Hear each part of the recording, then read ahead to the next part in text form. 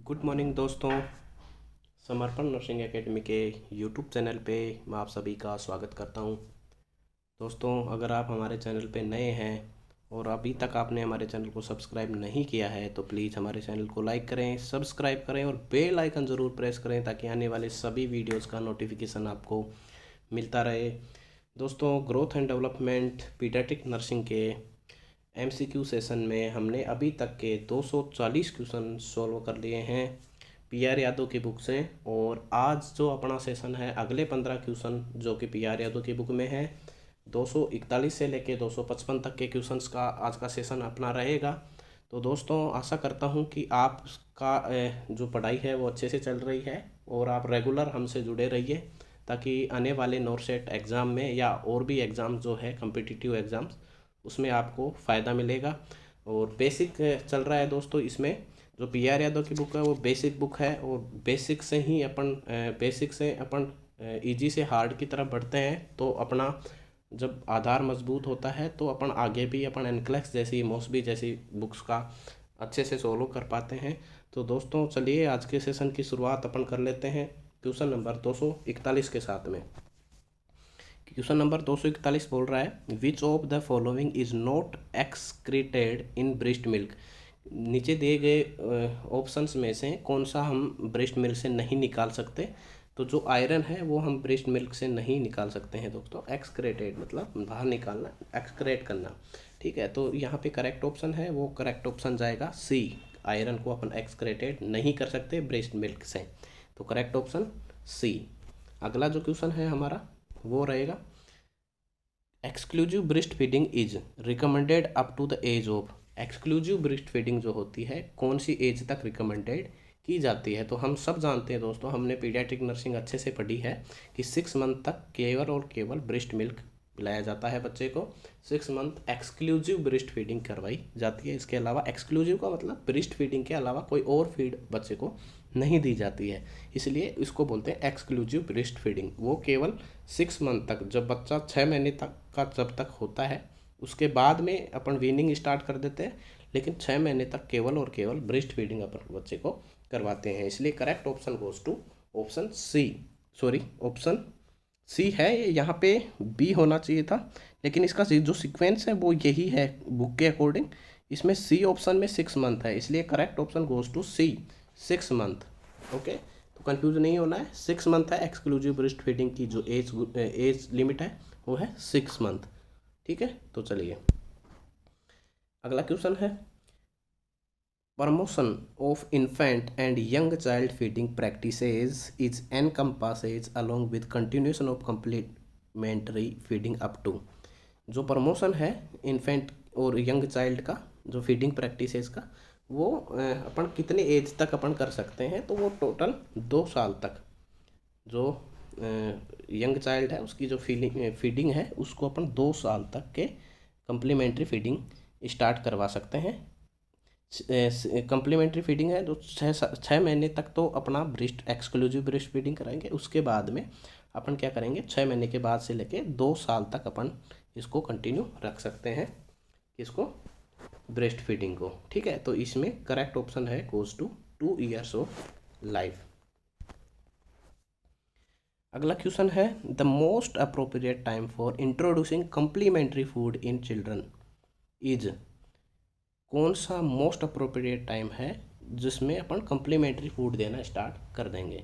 Question का कहने का मतलब, पूछने का मतलब यही है कि कौन सा अप्रोप्रिएट टाइम है जिसमें अपन कम्प्लीमेंट्री फूड देना स्टार्ट करेंगे, मतलब वीनिंग स्टार्ट हो जाएगी। वीनिंग क्या है दोस्तों, यहाँ पे वीनिंग एक शब्द आता है, वीनिंग, ये भी कई बार इसके बारे में भी पूछ लिया जाता है, तो इसलिए आपको पता होना चाहिए। वीनिंग का मतलब होता है कि ब्रेस्ट फीडिंग से लेके और जो नॉर्मल फूड बच्चा को खिलाने लग जाए। 6 महीने तक तो ब्रेस्ट फीडिंग करवाते हैं, लेकिन 6 महीने बाद से लेके जब नॉर्मल फूड की तरफ बच्चे को लाते हैं, जो नॉर्मल अपने घर में फूड होता है, जैसे बाहर का दूध पिला दिया, बाहर का कुछ खिला दिया, तो उसको बोलते हैं वीनिंग। ठीक है, तो ये पूछ रहा है कि most appropriate time for introducing complementary food in children is after 6 month, क्योंकि 6 महीने तक तो अपन क्या करेंगे, एक्सक्लूसिव ब्रेस्ट फीडिंग करवाएंगे। इसलिए 6 महीने तक के बाद से लेके अपन क्या करेंगे, कम्प्लीमेंट्री फूड स्टार्ट कर देंगे और इस प्रोसेस को बोलते हैं वीनिंग। तो याद रखना आपको। तो इसलिए correct option goes to option A. अगला क्वेश्चन है introduction of solid food along with breast feeding is called. Solid food का इंट्रोडक्शन ब्रेस्ट फीडिंग के साथ में ये क्या कहलाता है दोस्तों? तो अभी अपन ने देखा है उसको कम्प्लीमेंट्री फीडिंग बोलते हैं, कि जो ब्रेस्ट फीडिंग भी साथ में कर रहे हैं और उसके साथ में सॉलिड फूड भी बच्चे को खिला रहे हैं, तो उसको कम्प्लीमेंट्री फीडिंग बोलते हैं। और इस प्रोसेस को बोलते हैं वीनिंग। जो ये प्रोसेस होती है ब्रेस्ट मिल्क से अपन सॉलिड फूड खिलाएं बच्चे को, ब्रेस्ट मिल्क से या नॉर्मल फीड खिलाएं, उसको प्रोसेस को बोलते हैं वीनिंग। लेकिन इसको क्या बोलते हैं? कम्प्लीमेंट्री। इस फीडिंग को क्या बोलते हैं? इसको बोलते हैं कम्प्लीमेंट्री फीडिंग। इसलिए correct option goes to option D. Option D सही ऑप्शन है। चलिए अगला क्वेश्चन जो है process of shifting of newborn from breast feeding to normal food is called. ये जो प्रोसेस है इस प्रोसेस को क्या बोलेंगे? तो प्रोसेस को दोस्तों मैंने 2 बार जिक्र किया है इसके बारे में, उसको बोलेंगे वीनिंग। वीनिंग क्या है? एक्सक्लूसिव ब्रेस्ट फीडिंग से के बाद में बच्चे को नॉर्मल फीडिंग में लाना, उसको कहते हैं वीनिंग। 6 महीने तक बच्चा एक्सक्लूसिव ब्रेस्ट फीडिंग करेगा, 6 महीने बाद में उसको कम्प्लीमेंट्री फीड देना स्टार्ट करेंगे।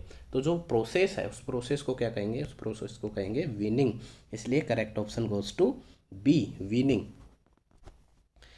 अगला क्वेश्चन है after what minimum period of gestation a preterm infant can be directly put to breast for adequate breast feeding. कि मिनिमम पीरियड कितने मिनिमम पीरियड ऑफ गेस्टेशन में अपन को प्रीटर्म इन्फेंट है उसको डायरेक्टली ब्रेस्ट फीडिंग के लिए डाल सकते हैं। तो मिनिमम है 34 वीक्स दोस्तों। 34 वीक से कम तो अपन बच्चे को ब्रेस्ट फीड करवा ही नहीं सकते। अगर बच्चा प्रीटर्म हुआ है 34 वीक पे हुआ है तो उसको अपन ब्रेस्ट फीडिंग करवा सकते हैं। लेकिन इसका एक ड्रॉबैक है।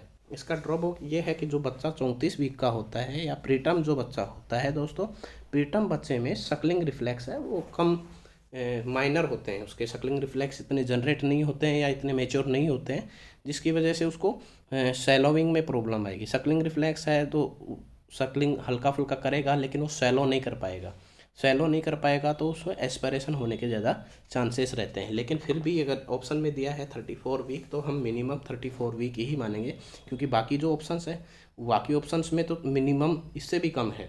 तो हम क्या करेंगे अपन टर्म की ओर देखेंगे, टर्म की ओर कौन सा वीक सबसे कम है।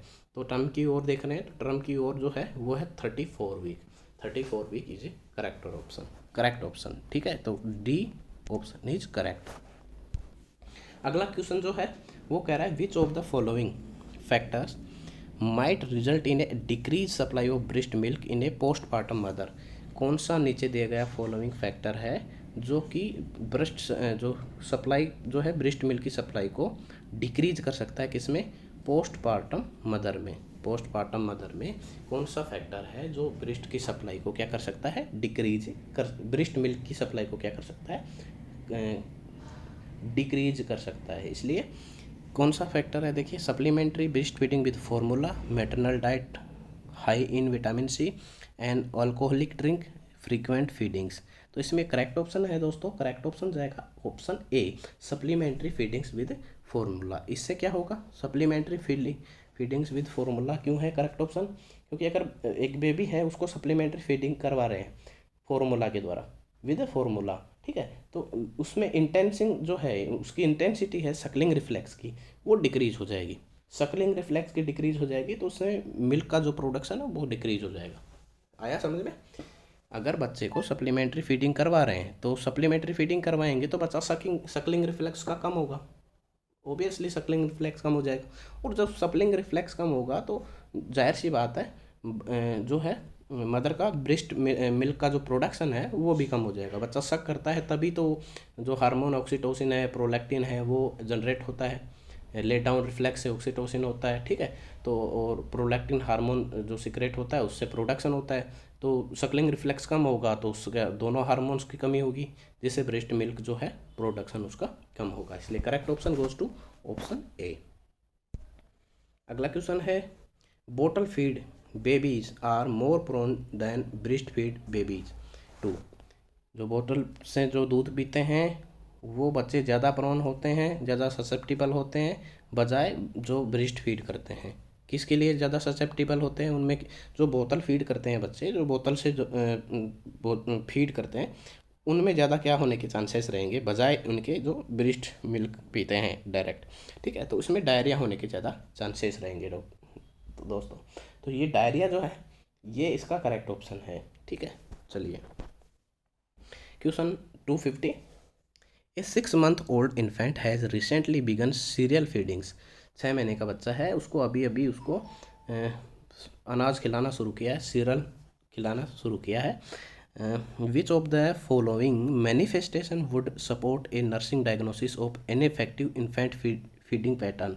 नीचे दिए गए में से कौन सा मैनिफेस्टेशन है वो जो नर्सिंग डायग्नोसिस में सपोर्ट करेगा? कौन से नर्सिंग डायग्नोसिस में? इनइफेक्टिव इन्फेंट फीडिंग पैटर्न में। तो क्या होगा? Frequent loose stools, increase abdominal girth, persistent tongue thrusting, lengthen time between meals. तो इसमें करेक्ट ऑप्शन है दोस्तों हो जाएगा, अगर बच्चा 6 महीने में तुरंत अभी हाल ही में क्या है स्टार्ट किया है सीरियल्स खाना, तो उसमें उस बच्चे की एब्डोमिनल गर्थ जो है वो बढ़ जाती है, इसलिए ये इसमें हेल्प करेगा। और correct option goes to option B. Option B सही ऑप्शन होगा यहाँ पे, increase abdominal girth. Abdominal girth है वो इंक्रीज हो जाएगी, इसलिए करेक्ट ऑप्शन बी। अगला क्वेश्चन है which one of the following is a major protein present in human milk. Human milk में नीचे दी गए ऑप्शंस में से, विकल्प में से कौन सी प्रोटीन है जो बहुत ज़्यादा मेजर प्रोटीन है? किसमें? ह्यूमन मिल्क में, यानी कि जो ब्रेस्ट मिल्क होता है उसमें कौन सी प्रोटीन पाई जाती है, ये कहने का मतलब है मेजर रूप में। मेजर मतलब ज़्यादा मात्रा में, एक से ज़्यादा हो सकती है लेकिन ज़्यादा मात्रा में कौन सी पाई जाती है। इसलिए दोस्तों सारी प्रोटीन है ह्यूमन मिल्क में पाई जाती है, एक ये जो कैसिन प्रोटीन है वो काऊ मिल्क में पाई जाती है, काउज मिल्क। ठीक है, और बाकी जो 3 जो बची हुई प्रोटीन है, लैक्टोफेरिन है, लैक्टोअल्ब्यूमिन है, या लैक्टोग्लोबिन है, लैक्टोअल्ब्यूमिन है, ये तीनों प्रोटीन जो है वो ब्रेस्ट मिल्क में पाई जाती है, ह्यूमन मिल्क में पाई जाती है। लेकिन यहाँ पूछा है क्वेश्चन ने, यहाँ पूछा कि मेजर प्रोटीन है कौन सी ज़्यादा मात्रा में पाई जाती है। तो दोस्तों यहाँ चारों ऑप्शन सही हैं, एक ऑप्शन को छोड़ के। ये ऑप्शन जो है इसमें काऊ मिल्क में कैसिन प्रोटीन पाई जाती है, लेकिन लैक्टोअल्ब्यूमिन, लैक्टोग्लोबिन और लैक्टोफेरिन ये तीनों जो प्रोटीन है वो ब्रेस्ट मिल्क ह्यूमन मिल्क में पाए जाते हैं। लेकिन मेजर प्रोटीन कौन सी है इन तीनों में से, तो अपन को इन तीनों में से चूज करना है कि मेजर कौन सी है। तो दोस्तों इसमें मेजर जो है वो होती है लैक्टोअल्ब्यूमिन। वो क्या होती है? लैक्टोअल्ब्यूमिन। लैक्टोअल्ब्यूमिन ये प्रोटीन जो है वो ज़्यादा मात्रा में ह्यूमन मिल्क में पाई जाती है। Correct option is option A. Option A is correct option. Option A है वो करेक्ट ऑप्शन होगा। ठीक है, तो चलिए अगला क्वेश्चन है all of the following are advantage of breast feeding accept.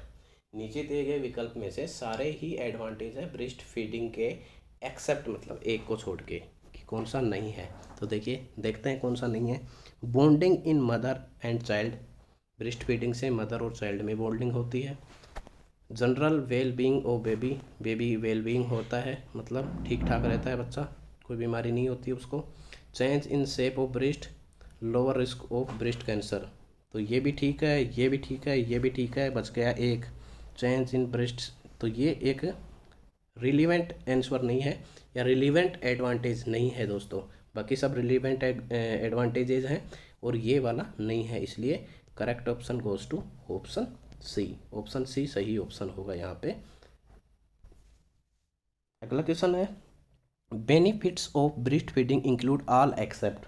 वही क्वेश्चन है, इसको थोड़ा सा घुमाया है, वहाँ पे एडवांटेज बोल रहा था, यहाँ बेनिफिट लिख दिया इसने। ठीक है, ऑल एक्सेप्ट एक को छोड़ के। It provide nutrients, breast feeding nutrients provide करवाता है। ठीक है, ये बात मान लेते हैं हम। Cholesterol provide high level of immune protection, ये भी बात सही है इसकी। Less prone to gastrointestinal infections, ये भी ठीक है। ठीक है, और it provide adequate iron to premature newborn, नहीं आयरन तो लॉस होता है उसमें, आयरन नहीं मिलता है, क्योंकि जो कैल्शियम होता है वो आयरन के एब्जॉर्प्शन को कम करता है, इसलिए आयरन की तो कमी होती है, इसलिए एडिक्वेट आयरन प्रोवाइड नहीं करवाता है। इसने भी ये बोला है एक्सेप्ट ढूंढना है अपन को। एक्सेप्ट क्या है? डी है एक्सेप्ट, कि ऐसा नहीं करता है। बाकी चीज़ें न्यूट्रिएंट्स भी उसमें मिलते हैं, कोलेस्ट्रॉल भी जो है, कोलेस्ट्रॉल भी high level immune protection provide करवाता है, गैस्ट्रोइंटेस्टाइनल इन्फेक्शंस भी उसमें कम होते हैं, है ना। तो लैक्टोफेरिन जो होता है वो ग्रोथ जो है इकोलाई की ग्रोथ को रोकता है। लैक्टोफेरिन एक प्रोटीन है जो क्या करती है, इकोलाई जो है इंटेस्टाइन उसकी ग्रोथ को रोकता है, जिससे क्या होता है गैस्ट्रो इंटेराइटिस जो होने के चांसेस है उसको कम करता है। तो ये भी सही है। लेकिन जो प्रोवाइड एडिक्वेट आयरन प्रोवाइड नहीं करवा पाता है, क्योंकि उससे क्या होता है, कैल्शियम होता है दूध में, मिल्क में, तो कैल्शियम क्या करता है, आयरन के एब्जॉर्प्शन को रोकता है, इसलिए एडिक्वेट आयरन अपन प्रोवाइड नहीं करवा सकते। ठीक है, इसलिए जो करेक्ट ऑप्शन है वो ऑप्शन होगा डी। अगला क्वेश्चन जो है, the advantage of breast feeding include the following except. फिर से इसने वही क्वेश्चन घुमाया है अलग से। Promotion of gastro intestinal function, ये भी ठीक है, प्रमोशन होते हैं। फोस्टरिंग इम्यून डिफेंस, ये भी ठीक है। न्यूट्रिशनल इम्बैलेंस, यहीं पकड़ में आ गया। इकोनॉमिक एडवांटेज, तो ये क्या है, न्यूट्रिशनल इम्बैलेंस। बाकी सब एडवांटेज हैं, इकोनॉमिक एडवांटेज भी है कि बाहर से दूध नहीं खरीदना पड़ता। ठीक है, न्यूट्रिशनल इम्बैलेंस करता है, ये बात जम नहीं रही है यहाँ पे। ठीक है, तो सी वाला ऑप्शन में एक्सेप्ट पूछा है कि एक को छोड़ के बाकी सारे एडवांटेजेज हैं। प्रमोशन गैस्ट्रोइंटेस्टाइनल फंक्शन, ये भी प्रमोट करता है। क्यों करता है, क्योंकि जो अपन अभी मैंने बताया, जो लैक्टोफेरिन जो होती है वो क्या करती है, इकोलाई की ग्रोथ को इनिबिट करती है, ताकि उससे जो एंटेराइटिस है उससे अपन को फ़ायदा हो, मतलब उससे बचाव हो। इसलिए और इम्यून डिफेंस भी होता है, क्योंकि इम्यूनोग्लोबिन भी पाई जाती है ब्रेस्ट मिल्क में। ठीक है, और भी एल्बुमिन प्रोटीन भी होती है, तो इसलिए ये भी सही है। लेकिन न्यूट्रिशनल इम्बैलेंस कर दे, ये बात कुछ जम नहीं रही है। ठीक है, तो इसलिए correct option goes to option C. Option C सही ऑप्शन रहेगा यहाँ पे। तो चलिए, ये क्वेश्चन आपने ऑप्शन सी को हम लॉक कर देते हैं। आज के सेशन का अंतिम क्वेश्चन थोड़ा बड़ा दिख रहा है स्क्रीन पे दोस्तों, फिर भी देखते हैं क्या कह रहा है। जो डराने वाले क्वेश्चन होते हैं ना, बड़े क्वेश्चन, वो एक्चुअल में कुछ होते नहीं हैं, उसको समझना होता है। अगर समझ में आ गया तो उनके बहुत ईजी क्वेश्चन, उनके आंसर बहुत ईजी होते हैं। इसलिए डरना नहीं है कि बहुत बड़ा क्वेश्चन है कैसे समझ में आएगा, उसको लाइन टू लाइन पढ़ना है, लाइन टू लाइन समझते जाना है। तो ये यहाँ पे कह रहा है, इन प्रिपेयरिंग प्रीमी ग्रेविडा क्या है, यहाँ पे एक टर्मिनोलॉजी है ओबीजी की, ओवरस्टैटिक्स एंड गायनोकोलॉजी की एक टर्मिनोलॉजी प्रीमी ग्रेविडा। जो पहली बार प्रेग्नेंट होती है उसको बोलते हैं प्रीमी ग्रेविडा, ऐसे नॉर्मली जनरली समझ लीजिए। In preparing primigravida for breast feeding which of the following will you do. मान लो आप एक नर्सिंग ऑफिसर हो और आपके पास में एक प्रीमी ग्रेविडा लेडी आती है जो पहली बार प्रेग्नेंट हुई है। जो पहली बार प्रेग्नेंट होती है उनको थोड़ा नॉलेज कम होता है, एक्सपीरियंस कम होता है, एक्सपीरियंस होता ही नहीं है, कम क्या। तो ऐसी कंडीशन में आपको क्या करना है कि वो प्रीमी ग्रेविडा है उसको प्रिपेयर कर रहे हो आप ब्रेस्ट फीडिंग के लिए, कि जब बच्चा आपको पैदा होगा तो आपको उसको ब्रेस्ट फीडिंग कैसे करवानी है। तो आपको क्या कहना है, आप क्या कहोगे, क्या करोगे। तो देखिए, इसमें ऑप्शन 4 दिए हैं, चारों को ध्यान से पढ़ना है। टेल हर, बताना है उसको, that lactation begin with in a day after delivery. उसको बताना है कि जो लैक्टेशन है वो उसी दिन, एक दिन में, डिलीवरी के एक दिन में स्टार्ट करना है। एक तो ये कह रहे हो, क्या ये कहोगे, मतलब इनका कहने का मतलब क्या ये कहोगे कि उसको बताओगे कि लैक्टेशन जो है, ब्रेस्ट फीडिंग जो है, ब्रेस्ट फीडिंग ही लैक्टेशन है, तो उसको एक दिन में, डिलीवरी के एक दिन के अंदर अंदर आपको स्टार्ट करना है। दूसरी बात है, क्या ये कहोगे, teach her nipple stretching exercise if her nipple are inverted. अगर इवर्टेड है, ऑलरेडी इवर्टेड है मतलब निकले हुए हैं, तो वो क्या स्ट्रेचिंग करवाएगी, ये ठीक बात नहीं जम रही है। इन्वर्टेड होते हैं तो स्ट्रेचिंग एक्सरसाइज उसमें बेनिफिशियल होती है। चलिए, सी ऑप्शन है, instruct her to wash her nipple before and after each breast feeding. ये तो बात जम रही है, लेकिन अगला भी देख लेते हैं। Explain to her that putting her baby to breast will lessen blood loss after delivery. ये थोड़े काम की बात लग रही है दोस्तों। यहाँ पे देखो, प्रायोरिटी वाले क्वेश्चन देखना है आपको कि starting breast feeding immediately after delivery, उससे क्या है, इमीडिएटली आफ्टर डिलीवरी से क्या होगा, बच्चा ब्रेस्ट फीड करेगा। तो उसको एक्सप्लेन करना है कि बच्चे को जैसे ही बच्चा पैदा होता है उसको तुरंत विद इन 30 मिनट में उसको ब्रेस्ट फीड करवाना है। ये ऑप्शन सही रहेगा, विद इन 1 डे नहीं, 1 डे में तो वो 12 घंटे 24 घंटे होते हैं, वो कब करवाएगी, उससे कोई वो नहीं है। लेकिन ये रिलीवेंट आंसर लग रहा है। कैसे कि उसको एक्सप्लेन करेंगे कि putting the baby to breast will lessen blood loss after delivery. Delivery के बाद में अगर वो बच्चे को जितना जल्दी हो सके, पॉसिबल हो सके, वो अगर ब्रेस्ट फीड करवाती है तो उसकी जो पोस्टमार्टम जो हेमरेज है या ब्लड लॉस जो है, जो ब्लड लॉस है वो कम होगा। डिलीवरी के बाद में जो ब्लड लॉस होता है, पोस्टमार्टम जो ब्लड लॉस होता है, नॉर्मली 500 ml होता है, लेकिन इससे ज़्यादा होता है तो पोस्टमार्टम हेमरेज में इंक्लूड कर लेंगे। लेकिन 500 ml भी क्यों हो ब्लड लॉस, तो वो क्या करेंगे, जो बेबी को ब्रेस्ट फीड अपन जितना जल्दी हो गया उतना ब्रेस्ट फीड करवाएंगे। उससे क्या होगा, ब्रेस्ट फीड करेगा, सकलिंग रिफ्लेक्स होंगे, लेटिंग डाउन रिफ्लेक्स होंगे, ऑक्सीटोसिन जनरेट होगा। जब बच्चा सकिंग करेगा, निपल सक करेगा, उससे ऑक्सीटोसिन जो है लेट डाउन रिफ्लेक्स होगा, रिफ्लेक्स जनरेट होगा तो ऑक्सीटोसिन रिलीज होगा। ऑक्सीटोसिन क्या करता है, वैसो कॉन्स्ट्रिक्टर है तो वो यूटेराइन कॉन्ट्रैक्शन को क्या करेगा, इन्हांस करेगा, बढ़ाएगा। ऑक्सीटोसिन एक वैसो कॉन्स्ट्रिक्टर है तो लेट डाउन रिफ्लेक्स जनरेट होगा सकलिंग से, तो जो है उससे क्या होगा, यूटेराइन कॉन्ट्रैक्शन बढ़ेंगे। जब यूटेराइन कॉन्ट्रैक्शन बढ़ेंगे तो ब्लड लॉस होने के चांसेस कम हो जाएंगे। ठीक है, तो इसलिए करेक्ट ऑप्शन है वो है ऑप्शन डी। तो दोस्तों आज के सेशन के 15 क्वेश्चन हमने कंप्लीट कर लिए हैं और आशा करता हूँ कि सभी के रैशनल आपने अच्छे से समझा होगा। और अगर कोई दिक्कत है दोस्तों, कोई चीज़ समझ में नहीं आई है तो कमेंट बॉक्स में कमेंट कीजिएगा। और दोस्तों अगर अभी तक आपने हमारे चैनल को सब्सक्राइब नहीं किया है और बेल आइकन भी नहीं दबाया है, शेयर भी नहीं किया है, तो ये काम कीजिएगा, क्योंकि ये फ़ायदा देने वाली चीज़ें हैं। हो सकता है आपकी वजह से किसी दूसरे इंसान को भी पता लगे जो तैयारी कर रहा है, दूसरा कैंडिडेट जो तैयारी कर रहा है, उनको भी हमारे चैनल के बारे में बताइए। यहाँ पे रेगुलर क्लासेस आ रही हैं। ठीक है, तो चैनल को सब्सक्राइब कर दीजिएगा, बेल आइकन ज़रूर प्रेस करिएगा, ताकि आने वाले जो वीडियोज़ हैं, जो डाल रहे हैं हम डेली वीडियोज़ हैं, उनका नोटिफिकेशन आपको मिलेगा और उनका नोटिफिकेशन मिलते ही आपको क्लास देखने को मौका मिलेगा। इसलिए हमारे चैनल को ज़रूर सब्सक्राइब करें और आशा करता हूँ कि आपकी पढ़ाई बहुत अच्छी चल रही है दोस्तों। धन्यवाद।